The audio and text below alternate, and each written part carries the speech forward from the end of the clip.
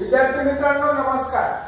अगोदरच्या तासिकेत आपण विभाजक फॅक्टर्स म्हणजे काय हे पाहिले। आता या तासिकेत आपल्याला विभाज्य मल्टिपल्स म्हणजे काय याचा अभ्यास करायचा आहे। त्यासाठी भागाकाराची दोन उदाहरणे आपण या ठिकाणी घेतलेली आहेत। 20 भागिले 5 21 भागिले 5 या दोन्ही भागाकाराची तुलना आपल्याला करायची आहे। 5 ने 20 ला भागायचंय। 20 आहे डिव्हिडंड, 5 आहे डिवायझर। 5 ने 20 ला पूर्ण भाग कितीचा जातो? 5 चौक 20, 20तून 20 गेला 0, रिमाइंडर 0, टोटल 4। हे उदाहरण बघा। 21 ला 5 ने भागायचे। 21 ला 5 ने भागत असताना 5 हा भाजक आहे, 21 हा भाज्य आहे। 5 ने 21 ला 4 चा भाग बसतो, 5 चौक 20, 21 मधून 20 गेला, बाकी आली 1, भागाकार आला 4। या दोन्ही भागाकारातला फरक आपल्याला लक्षात ठेवायचा आहे। इथं बाकी 0 आलेली आहे, इथं बाकी 1 आलेली आहे। जेव्हा भाजकानं भाज्याला भागल्यावर बाकी 0 उरते, तेव्हा तो जो भाज्य असतो त्या भाज्यालाच म्हणायचं विभाज्य।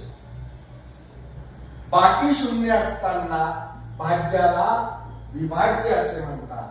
मग 20 ही संख्या 5 ची विभाज्य आहे, पण 21 ही संख्या 5 ची विभाज्य आहे का? नाही।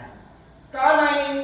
तर इथं बाकी 1 आलेली आहे, इथं बाकी 0 आलेली आहे, म्हणून 20 ही संख्या 5 ची विभाज्य आहे, पण 21 ही संख्या 5 ची विभाज्य नाही।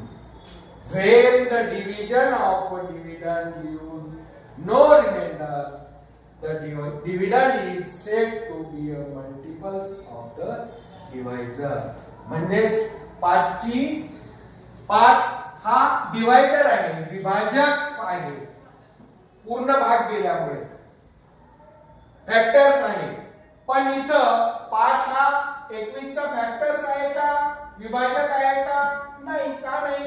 तर इथं बाकी 1 उरते, इथं बाकी 0 उरते, म्हणून 20 ही 5 ची विभाज्य आहे, 21 ही 5 ची विभाज्य नाही।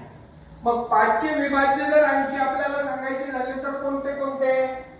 बघा, 5, 10, 15, 20, 25, 30, 35, 40 असे किती येतील? खूप सारे, अनंत। संख्येचे विभाज्य हे अमर्याद असतात, अनंत असतात, आणि विभाजक मात्र लिमिटेड असतात, मर्यादित असतात। विभाजक हे लिमिटेड असतात, तर विभाज्य हे अनलिमिटेड असतात, अमर्याद असतात।